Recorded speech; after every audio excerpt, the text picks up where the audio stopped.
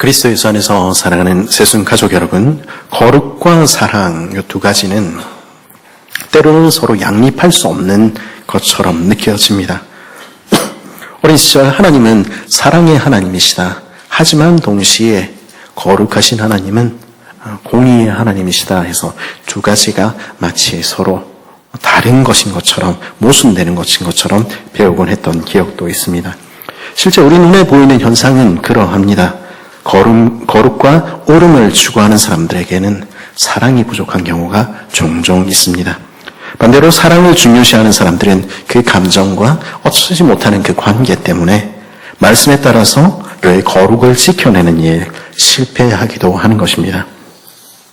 그러면 사랑과 거룩은 서로 대척점에 있는 것들, 그래서 같이 할 수 없는 것들일까요? 우린 지난 시간에 바울의 눈물의 편지에서 고린도 성도들을 바울이 엄하게 꾸짖었다 하는 사실을 들었습니다. 명백하게 죄 가운데 있는 일을 왜 가만히 내버려 두느냐? 그것이 정말로 그 사람을 위한 일이냐? 너는 하나님의 눈으로 판단하고 있느냐? 아니면 사람의 눈으로 판단하고 있느냐? 너는 정말로 하나님의 모든 말씀에 순종하는 하나님의 자녀냐? 그러면 그 사람들을, 그 고린도 성도들을 미워해서 바울이 그렇게 꾸짖은 것일까요? 그렇지 않지요? 지난주 우리 4절에서 밝혔듯이 바울은 그들에 대한 넘치는 사랑 때문에 꾸짖었습니다. 2장 4절에 이렇게 말하죠. 내가 마음에 큰 눌림과 걱정이 있어 많은 눈물로 너에게 썼노니 이는 너희로 근심하게 하려 한 것이 아니요 오직 내가 너희를 향하여 넘치는 사랑이 있음을 너희로 알게 하려 함이라. 바울은 사랑했기 때문에 꾸짖었습니다. 그리고 사랑했기 때문에 참았습니다. 고린도 성도들이 스스로 생각하여 돌이키기까지 인내하고 당장이라도 달려가고 싶은 그 심령을 억제했습니다. 눈물의 편지를 쓰면서도 기도하고 참을 뿐이었습니다. 왜 그렇게 했습니까? 그래야만 그들이 온전한 하나님의 사람으로 어른으로 점점 자랄 수 있을 것이라 생각했기 때문입니다. 오늘 말씀은 그 편지를 보낸 이야기 그리고 그 편지 이후의 일을 다룹니다. 고린도 성도들은 바울의 눈물의 편지를 받고 돌이켰습니다. 그리고 이 모든 문제를 일으킨 한 사람에게 징계를 내렸습니다. 오늘 말씀 5절은 이런 말로 시작합니다. 근심하게 한 자가 있었을지라도. 고린도 교회에는 한 사람이 있었다는 것입니다. 우리는 고린도 교회가 바울을 힘들게 하고 그 마음을 찢어놓았다. 맞는 이야기죠. 하지만 1차적으로는 한 사람과 그 사람을 지지하는 무리들이 바울을 소리 높여 비난했고 바울을 인신공격까지 일삼았던 것입니다. 그리고 이 사람들이 그렇게까지 한 이유는 무엇이었겠습니까? 그 이유는 바울이 그 사람이 지은 죄를 분명하게 드러내었기 때문입니다. 우리 고린도전서를 살펴보면 6장에 보면은 불의하는 세상 법정에서 형제를 고소하는 문제라든지 우상이 바친 재물을 먹는 문제, 그리고 11장에 보면 성찬의 자리에서 자기 만찬을 먼저 가져다 먹는 문제, 특별히 고린도전서 5장에 나오는 아버지의 아내와 결혼하는 음행의 문제, 이 모든 문제들을 보게 됩니다. 그런데 이 대부분은 이 사람과 관계된 문제였을지 모르겠습니다. 학자들은 이 사람이 고린도에서 높은 지위를 가졌던 사람일 것이라 추측하는데요.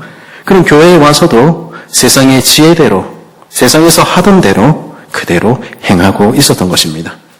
그런데 교회는 이 사람을 다스리지 못했습니다. 심지어 교회 안에 있는 어떤 사람들은 그런 그를 옹호하고 지지하기까지 했습니다.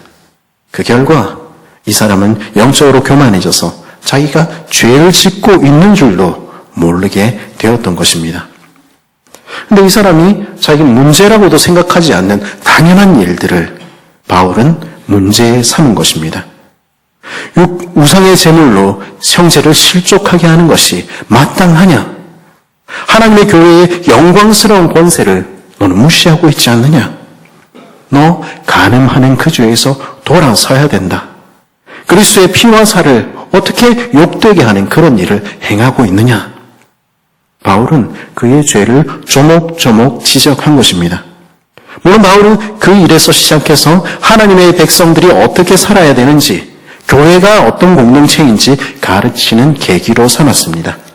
하지만 그것은 그의 눈에는 들어오지 않았겠지요. 내 사회적 지위와 체면을 생각하지도 않고 고린도전서라는 그 장문의 편지까지 보내서 나의 죄를 조목조목 따지고 든 것에 그는 화가 났었던 것 같습니다.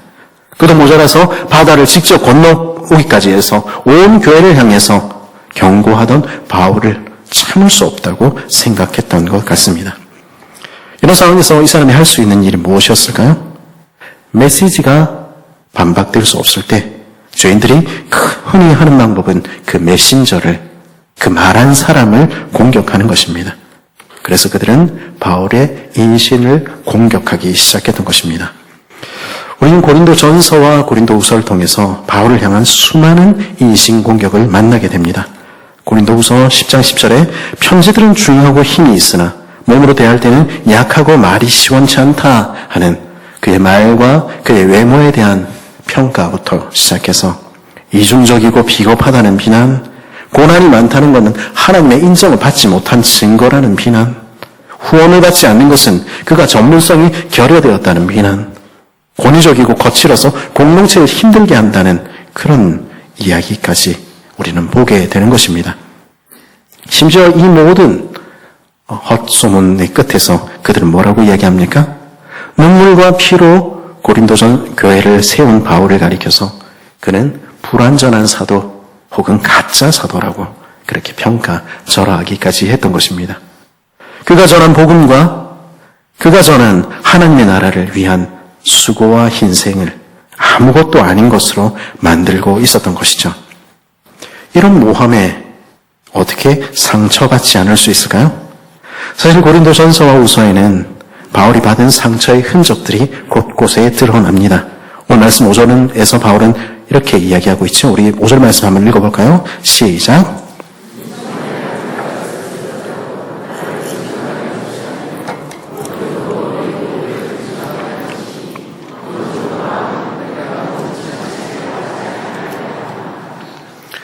무슨 말인지 얼른 눈에 들어오십니까? 사실 이 이야기는 자꾸 바꾸고 있는 것입니다. 바울은 그 사람은 나를 괴롭힌 것이 아니다 이야기를 하려다가 말을 바꿔서 어느 정도는 힘들게 한 게 사실이다 그렇게 쓰다가 다시 말을 덧붙여서 그렇다고 죽을 만큼 그렇게 힘들었던 거는 또 아니야 그렇게 이야기를 하다가 사실 너희 모두를 괴롭힌 거지 그렇게 결론을 내리고 있는 것입니다. 이 표현은 바울이 얼마나 괴롭고 힘들었는지를 드러내는 표현이겠죠. 바울을 알고 바울을 사랑하고 바울과 함께 교회를 세웠던 이들은 이처럼 바울을 모함하고 인신공격한 그 일을 도무지 용서할 수 없는 일이라 여겼을 것입니다. 그래서 그를 치리해야 된다 그렇게 목소리를 높였을지 모르겠습니다. 하지만 오늘 말씀 5절에서 바울이 말하고자 하는 바는 분명합니다. 나를 모함하고 인신공격으로 나를 괴롭힌 것은 힘들었지만 그건 개인적인 일에 불과합니다. 그거 별로 문제되지 않습니다. 그러나 더 큰 문제가 있습니다. 그것은 그가 공동체 모두를 시험에 빠뜨린 일입니다. 그는 교회가 분열되게 만들었고 이 세상의 질서와 이 세상의 지혜를 추종하도록 만들어서 교회가 십자가에 드러난 그리스도의 복음의 능력을 잃게 만들 진짜 위기에 빠뜨렸습니다. 이것은 결코 작은 일이 아닙니다. 이 일은 반드시 치리하고 권징해야만 했습니다. 그래서 바울은 눈물의 편지를 보내서 그 사람과 교회를 강하게 책망했던 것입니다. 넘치는 사랑을 가지고 바울은 교회의 거룩을 위해서 그를 징계해야 된다 말한 것이죠. 이 눈물의 편지의 결과는 어땠습니까? 6절이 암시하듯이 고린도 교회는 자신들이 누구인지를 기억했습니다. 그리고 복음과 진리에 따라서 이 사람을 치리했습니다. 6절은 이렇게 말하죠. 이러한 사람은 많은 사람들에게서 벌받는 것이 마땅하도다. 여기서 이 마땅하다라는 말의 의미는 적합하다 혹은 충분하다 하는 의미입니다. 교회는 공동회로 모여서 이 사람에 대해서 재판을 했고 적법하고도 충분한 권징을 시행했습니다. 아마도 출교 조치가 이루어지지 않았을까요? 교회의 권징에는 여러 가지가 있습니다. 먼저 하지만 분명히 말할 것은 교회의 법은 세상의 법과는 달리 영적인 것이라는 것입니다. 우리 장로교회 헌법의 경우에는 권징을 크게 두 가지로 구별하는데요. 하나는 시무를 정지시키거나 면직을 시키는 직무에 관한 권징이고요. 다른 하나는 신분에 관한 권징입니다. 그중 신분에 관한 권징은 마태복음 18장의 예수님의 가르침을 그대로 따르고 있습니다.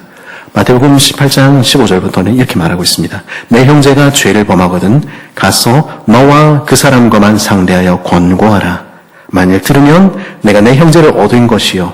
만일 듣지 않거든 한두 사람을 데리고 가서 두세 증인의 입으로 말마다 확증하게 하라. 만일 그들의 말도 듣지 않거든 교회의 말하고 교회의 말도 듣지 않거든 이방인과 세리와 같이 여기라. 우리 주님이 가르치신 바에 따라서 우리는 이 권징을 견책과 수찬정지, 출교 등으로 나누는 것이죠. 견책이라고 하는 것은 공적인 훈계와 경고 같은 가벼운 벌입니다. 하지만 나머지 두 가지는 그렇지가 않습니다. 참여를 금지하는 수찬정지는 너는 지금 더 이상 그리스도의 몸과 피에 참여할 수 없을 만큼 심각한 죄에 빠져 있다라는 교회의 공식적인 경고와 회개를 촉구하는 영적인 조치입니다. 출교는요, 너는 더 이상 교인이 아니다 하는 뜻으로 영적인 공동체로부터 분리시키는 가장 중한 벌이지요. 그러나 이것조차도 회복을 위한 영적인 벌이라는 것을 잊지 말아야 합니다. 이런 권징 앞에서 받은 그 당사자는 고린도 교회의 그 죄인은 크게 놀랐을 것입니다.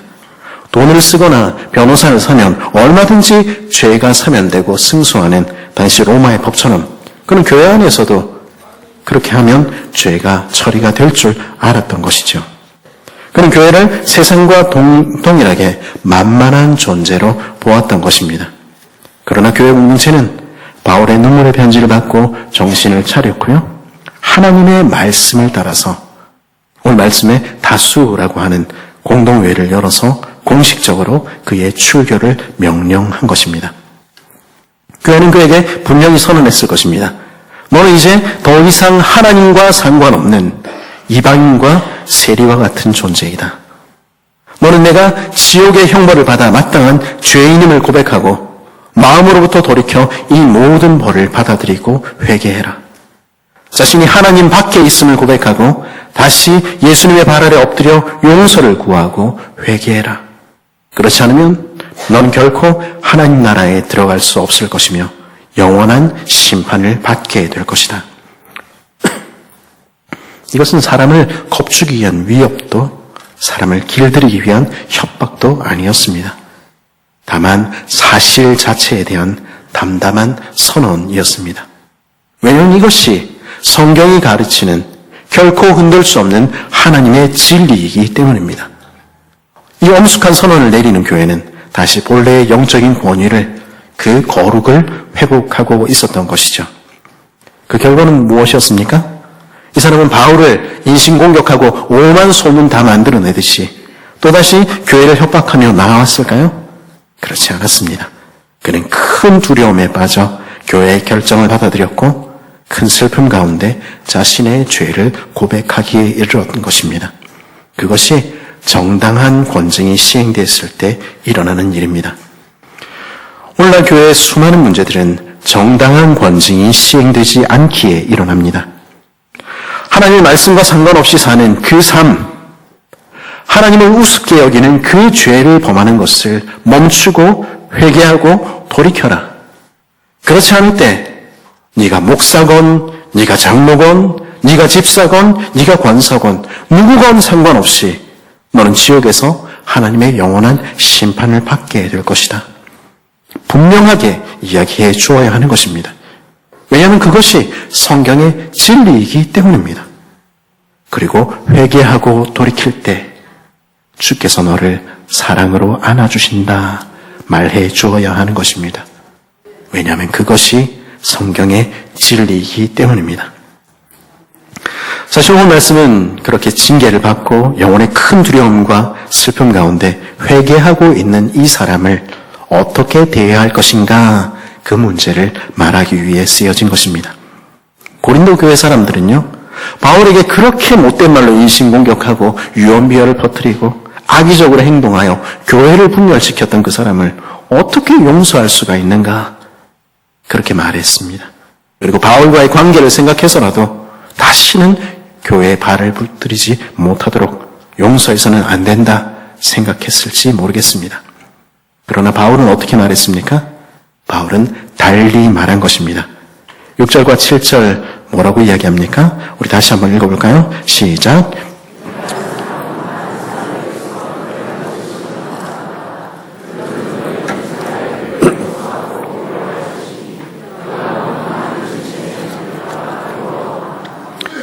바울은 뭐라고 이야기합니까? 이제 충분하다 이야기하는 것입니다. 그는 죄를 범했지만 그러나 돌이키지 않았는가?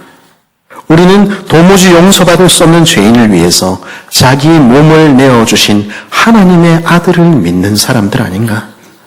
세리라도 죄인이라도 참으로 그 속에서부터 회개하고 죽게 들어올 때 우리 주님께서는 언제나 팔 벌려 우리를 안아주시는 것 우리는 알고 있지 않은가?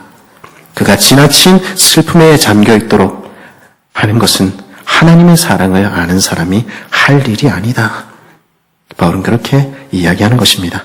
심지어 바울은 8절에서 무엇이라고까지 말합니까? 그러므로 너희를 권하노니 사랑을 그에게 나타내라. 무슨 말입니까? 너희도 돌이켜라 이야기하는 것입니다. 그리고 그를 용서하고 그를 위로하고 따스하게 안아주라. 그리고 그에게 말해주어라. 나는 너를 사랑해. 그럼으로써 너희가 하나님으로부터 받은 용서와 사랑이 무엇인지 그 사람에게 보여주어라. 내가 너희에게 이렇게 간청하마. 그렇게 이야기하는 것입니다. 그러므로 너희를 권하노니, 여기서 권하노니라는 이 말을 영어 ESV 성경은 간청하다라는 말로 번역합니다. 우리 빌레몬서 1장 9절에서 도망친 노예 오네시모를 위해서 자신이 낳은 영적인 아들 골로새 교회 장로인 빌레몬에게 그의 용서를 간청하던 바울의 이야기 기억하고 있죠? 바울은 그 동일한 단어를 사용해서 지금 여기서도 자신을 욕하고 자신을 핍박하고 그의 마음을 갈갈이 찢어놓은 그 사람, 교회를 분열시켰던 그 사람을 위하여 자신이 세운, 자신이 낳은 영적인 아들인 고린도 성도들을 향해서 사랑을 베풀어 주십시오 하고 간청하고 있는 것입니다. 바울은 왜 그렇게까지 합니까? 자기가 죄를 지은 것도 아닌데 왜 그 사람을 위해서 간청하기까지 합니까? 죄인이었다가 다시 회개한 그 한 사람을 위해서 그렇게 하는 것입니까? 물론입니다. 죄인 한 사람이 돌아올 때 온 천국이 잔치를 벌인다. 성경 그렇게 이야기하고 있지 않습니까? 그러나 동시에 바울은 여기서 또 다른 목적, 더 큰 목적이 있다고 이야기하는 것입니다. 그것은 무엇입니까? 그의 영적인 아들, 딸들인 고린도 성도들이 자라는 것이었습니다. 10절 하반절에서 바울은 이렇게 말합니다. 내가 만일 용서한 일이 있으면 용서한 그것은 너희를 위하여 그리스도 앞에서 한 것이니. 바울이 그 사람을 용서한 그것은 그리스도 앞에서 고린도 성도 너희들을 위해서 용서한 것이라는 것입니다. 그는 그 용서를 통해서 주님을 닮은 성숙한 사람으로 그 사람들이 자라기를 원했던 것이죠. 그럼 바울이 생각하는 성숙한 사람은, 주님을 닮은 온전한 사람은 어떤 사람일까요? 바울은 9절에서 그 힌트를 이렇게 줍니다. 너희가 범사에 순종하는지 그 증거를 알고자 하여 내가 이것을 너희에게 썼노라. 모든 일에 주님의 말씀에 순종하는 사람, 그런 사람이 하나님 안에서 성숙한 하나님의 자녀라는 것입니다. 바울은요, 고린도 성도들을 무엇보다도 하나님의 말씀에 순종하는 사람으로 길러내고 싶어 했습니다. 왜냐하면 하나님의 좋은 자녀는 무엇보다도 그 아버지이신 하나님의 말씀에 하나님께 순종하는 사람들이기 때문입니다. 믿음의 자녀들이 하나님을 아는 지식에서 또 하나님과의 사귐에서 자라는 것, 그거 바울이 간절히 바라는 바였습니다. 지식적으로, 경험적으로 하나님을 더 알아가는 것, 하나님과의 사귐이 더 깊어져서 주와 함께하는 기도의 시간이 가장 행복한 시간이 되고 주님을 찬양하는 시간이 위로를 받는 시간 되는 것, 그거 우리가 평생 추구하고 자라가야 할 부분임에 틀림이 없습니다. 저 역시 여러분들이 일평생 하나님을 아는 지식에서 하나님과의 사귐에서 자라기를 간절히 원하는 것이죠. 하지만 그것이 바울이 믿음의 자녀들에게 기대하는 전부는 아니었다는 것입니다. 그리고 하늘 아버지께서 우리에게 기대하시는 전부도 아니라는 것입니다. 우린 사람을 이야기할 때 흔히 어떻게 이야기합니까? 지, 정, 의 이렇게 세 가지로 이야기하죠. 지식과 감정과 그리고 의지. 지식과 감정이 전부는 아닙니다. 우리가 자라야 할 또 다른 영역이 있는 것이죠. 그것은 의지라고 말해지는 우리의 행동과 우리의 삶에 관한, 우리의 순종에 관한 영역입니다. 의지를 드리고 행동을 드려 하나님께 순종하는 아들과 딸이 되는 것, 그게 하나님이 원하시는 것입니다. 우리 주님이 죽기까지 그 아버지께 복종하셨듯이 그렇게 하늘 아버지께 순종하는 이들, 그들이 주님을 닮은 성숙한 하나님의 자녀들인 것이죠. 제가 제 얘기를 할 때마다 제 얼굴에 먹칠을 해서 참 안타까운데 뭐 어쩌겠습니까? 남의 얘기할 수는 없잖아요. 저는 과거에 불순종하는 아들이었습니다. 부모님의 모든 말씀을 안 들었다, 그런 뜻은 아닙니다. 제가 그 정도까지는 아니었습니다. 겉으로 보기에는 괜찮은 아들이었습니다. 하지만 저는 고집이 센 아들임에는 분명했습니다. 저는 제가 이해가 가는 일에는 순종했고요. 제가 하고 싶은 마음이 들 때는 순종했습니다. 하지만 다 이해가 하지 못할 때면, 마음이 내키고 감정이 따르지 않으면 저는 절대 순종하지 않았습니다. 그리고 뭐라고 생각했냐면 그건 나를 설득하지 못한 부모님 잘못이다, 그렇게 확신했습니다. 정말로 그랬을까요? 얼마 전에 자녀 훈육에 관한 강의를 보는데 인상 깊었던 대목이 있었습니다. 무슨 그 교수님은 모든 부분에서 자녀에게 설명하고 모든 것을 설득하기 위해서 애쓰는 것이 반드시 옳은 것도 효과적인 것도 아니라 하는 이야기였습니다. 설득은 정말 필요할 때만, 설명은 아이가 정말 궁금해할 때만 해야 한다, 그렇게 이야기를 하더라고요. 그리고는 기본이 되는 것이 지시라고 이야기를 했습니다. 지시, 뉘앙스가 좋지 않잖아요. 근데 무슨 뜻인가 하면 반복하고 잘 가르쳐서 자신이 원하는 것을 참고 옳은 것을 하는 좋은 습관 기르고 그 이야기에 말하면 순종하도록 하는 것, 그게 교육의 목적이 되어야 한다, 이런 이야기였습니다. 그리고 그 지식을 따를 때 좋은 습관을 가진 아이가 되고 참을성을 가진 아이로 자라간다, 그런 이야기를 들었습니다. 이것은 반대로 우리에게도 적용될 수 있겠다 싶었습니다. 우리가 부모님을 향해서 그리고 하나님을 향해서 우리가 기본적으로 가져야 되는 태도는 그 지시에 대한 즉각적인 순종인 것입니다. 정말로 이해가 안 될 때는 묻기도 해야지요. 하나님, 이게 무슨 뜻입니까? 정말 마음으로 받아들이기 쉽지 않을 때는 하나님을 붙들고 씨름도 해야 됩니다. 하나님, 왜 이렇게 말씀하십니까? 하지만 기본적으로 우리가 가져야 하는 태도는 순종의 태도라는 것이죠. 이 땅의 육신의 부모들은요, 뭘 잘 몰라서 이야기할 수도 있습니다. 때로는 일관성 없이 감정적으로 대할 수도 있지요. 하지만 우리 하늘 아버지는 그런 분이 아니지 않습니까? 가장 좋은 것 주시기를 원하시는 하나님, 언제나 변함이 없으신 좋으신 하늘 아버지가 바로 우리 아버지 아니십니까? 그렇다면 우리가 다 이해하지 못해도, 때로는 내 마음에 다 내키지 않아도 주님 말씀하시면 즉각 순종해야 하는 것입니다.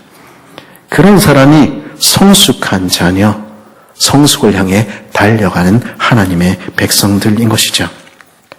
바로 그의 자녀들인 고린도 성도들이 모든 면에서 순종하는 하나님의 군사가 되기를 원했습니다. 하나님께서 말씀하시면 그 말씀에 즉각적으로 순종하는 사람으로 자라가라. 그것이 바울이 그의 자녀인 고린도 성도들을 향해, 그리고 오늘 우리를 향해 하는 권면인 것이죠. 그러면 무엇을 순종하라는 것입니까? 그 순종의 자리는 어디입니까? 바울은 지금 바로 이 순간, 바로 이 자리에서 하나님의 말씀에 순종하라, 그래서 사랑하라, 그렇게 명령하는 것입니다. 지금 사랑할 수 없다고 말하는 이때가, 지금 저 사람만은 사랑할 수 없다고 이야기하는, 용서할 수 없다고 이야기하는 이때가 네가 하나님께 순종하는 사람인지 순종하지 않는지가 드러나는 테스트의 순간이다. 바울은 지금 그렇게 적고 있는 것 아닙니까? 네가 다 이해해서 따르는 게 아니야. 네 감정이 다 풀려서 순종하는 게 아니야. 다만 주께서 그를 용서하라고 하시기에, 주께서 여전히 그 사람을 사랑하시기에 모두 용서하고 그를 다시 내 형제, 내 자매로 받아들여서 안아주고 위로하고 사랑하는 거야. 그게 우리 주님의 명령이야. 바울은 그렇게 우리에게 들려주는 것입니다. 그리고 11절에서 바울은 어떻게 이야기합니까? 이는 우리로 사탄에게 속지 않게 하려 함이라. 우리는 그 계책을 알지 못하는 바가 아니로라. 사탄은요, 모든 순간에 모든 장소에서 어찌하든지 우리를 속이려 합니다. 모든 좋은 일에도 끼어들어서 그것을 망가뜨려 버리려 하는 것이죠. 그래서 어찌하든지 이 방법을 쓰든 저 방법을 쓰든 상관이 없습니다. 어찌하든지 교회가, 하나님의 자녀들인 우리들이 그리스도를 닮지만 못하면 성공하는 것입니다.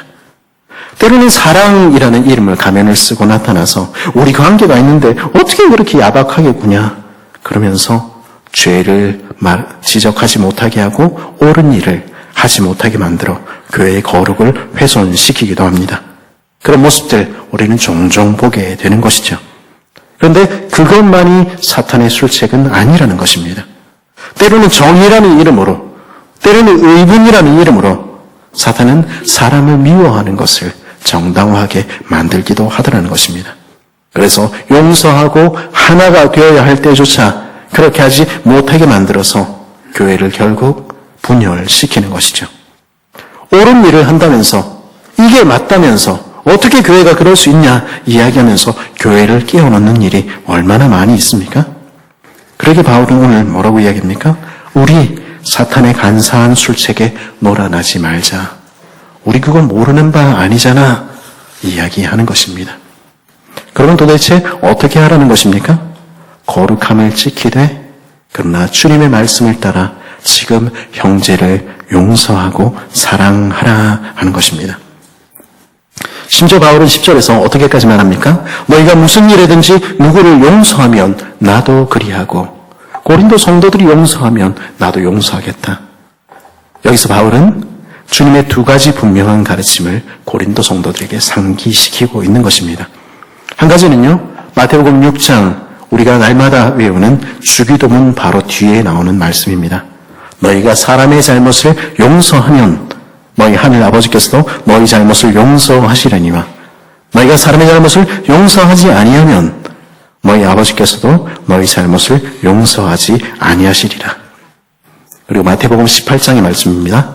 내가 진실로 너희에게 이르노니 너희가 땅에서 무엇이든지 너희가 땅에서 매면 하늘에서 매일 것이요 무엇이든지 땅에서 풀면 하늘에서도 풀리리라. 용서에 관한 이야기지요.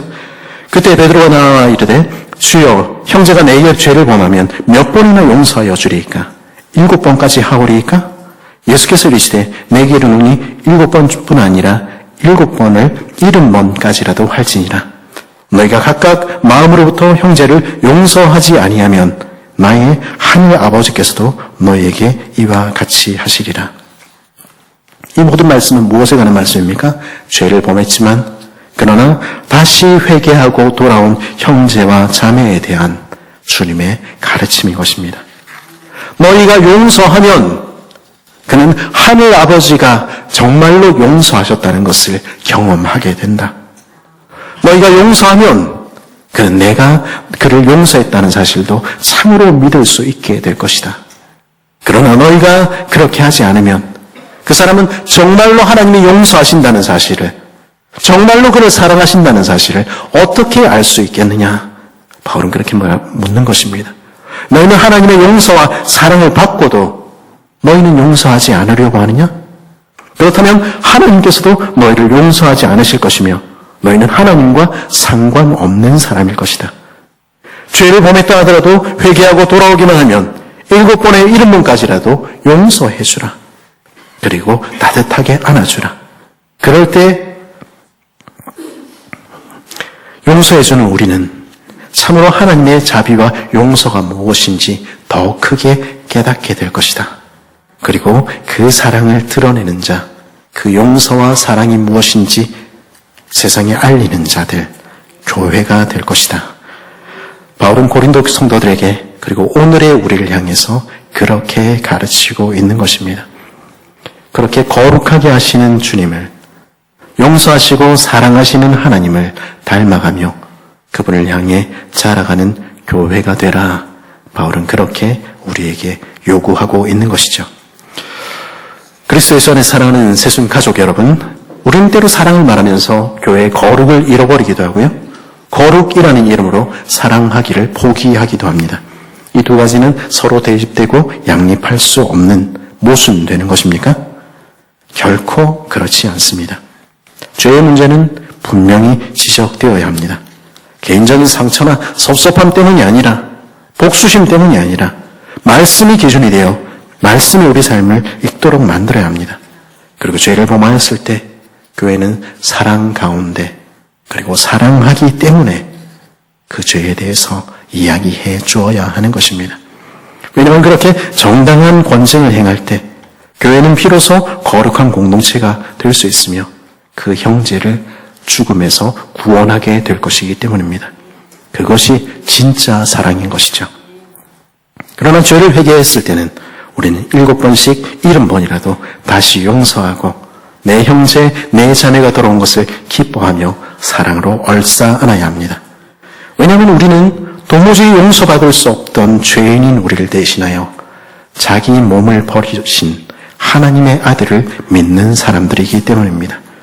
그리고 그 하늘 아버지를 닮아 용서하고 사랑하는 것이 참으로 주 안에서 자라는 것이기 때문입니다.